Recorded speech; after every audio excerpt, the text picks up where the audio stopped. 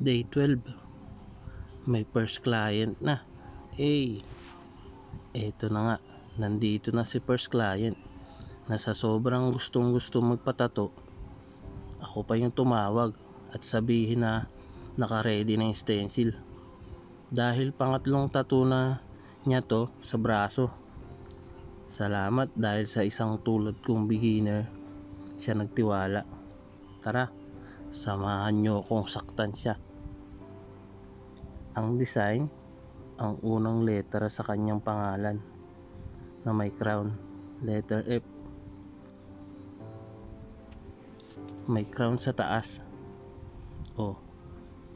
Taas lang, hindi mapagmataas. At sa akin, nakita niya ang presyong patas. Pero di ko sasabihin, bago pa lang ako. Baka ako pa ay dumugin at hilahin papunta sa barangay. Aray ko! Ang totoo kasi,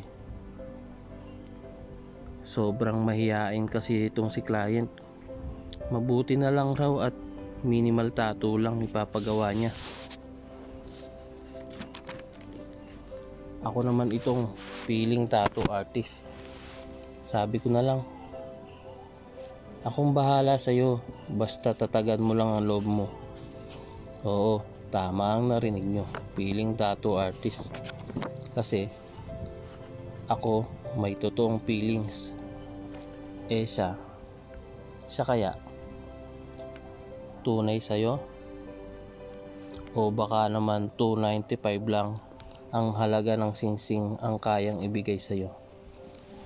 Kung sa bagay, aanhin mo ang pilak o ginto, kung di naman ikaw ang nilalaman ng kanyang puso.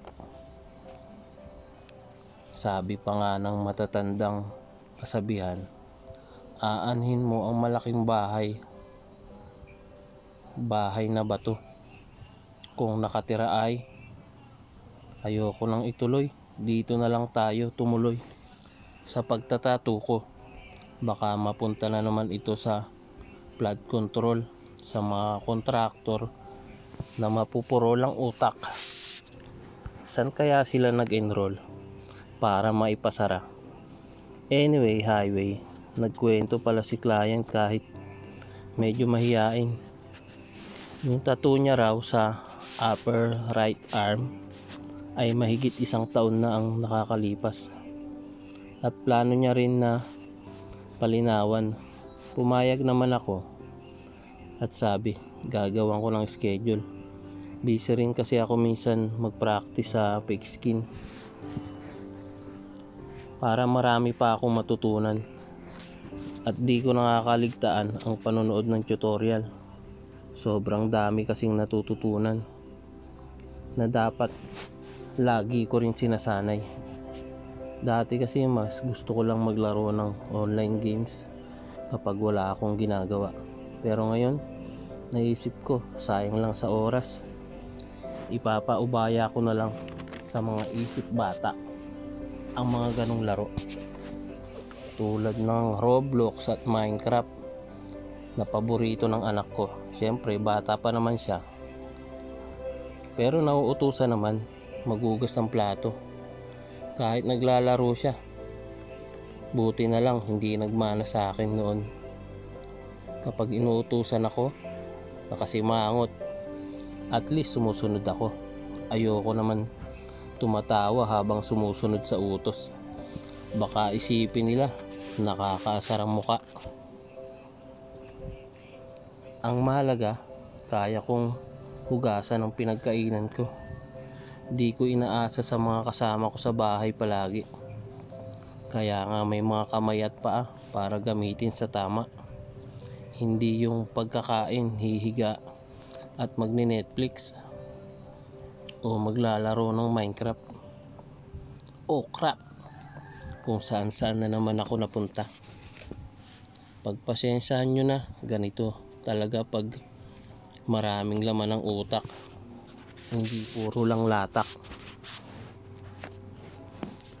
Mga boss, idolo, hintayin nyo lang matuto pa ako ng mas maganda at maayos na pagtutusok. At isang araw, kahit maulan, magbibigay ako ng presyong tropa. Presyong tropa na tato. Alam ko maraming gusto magpatato, pero namamahalan sila. Ganun po talaga, lalo na pag mga pro tattoo artist at maraming taon na nilang ginagawa. Pero sa mga taga rito lang sa lugar namin, kahit hindi pa tapos ang tattoo studio ko, gagawa natin ng paraan yan. Pwede naman pag-usapan para walang hinanakit. Basta nasa tamang tao ka, wala kang dapat ikatakot o ikabahala.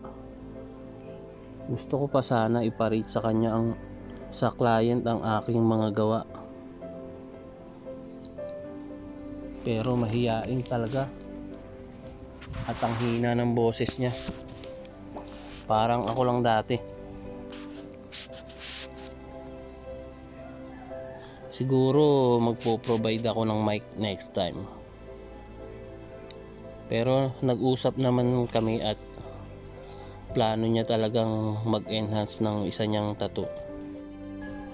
Basta magpapagaling raw muna siya sa dalawang bago niyang pinatattoo sa akin. Dito lang ako guys sa Barangay Dipintin, Purok Ranyag, Quirino Province. Bibigyan ko kayo ng presyong pang tropa, yung hindi ka malulugi at siyempre hindi rin ako malulugi sa presyuhan. So alam nyo na guys, gagawin ko naman ang best ko para maging maganda at maayos ang gusto nyong ipatato sa akin.